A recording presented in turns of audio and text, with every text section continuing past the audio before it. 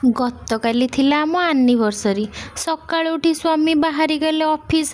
କହିଲେ ଆସୁଛି ଟିକେ କାମ ସାରି। ଆସିବା ବାଟକୁ ମା ଝିଅ ଚାହିଁ ବସିଥିଲୁ। ଯେମିତି ସ୍ୱାମୀ ଆସି ପହଞ୍ଚିଲେ ତାଙ୍କୁ ଦେଖି ନୂଆ ଡ୍ରେସ୍ ପିନ୍ଧି ବାହାରିଲୁ।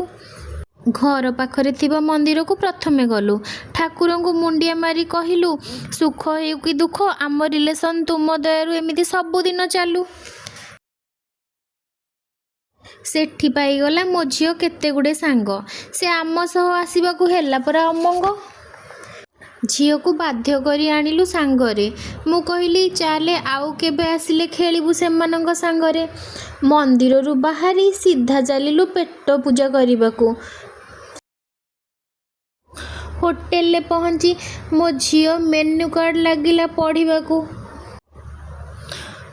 ଅପେକ୍ଷା ଟିକେ କରିଲୁ ଅର୍ଡ଼ର ଦେଇ।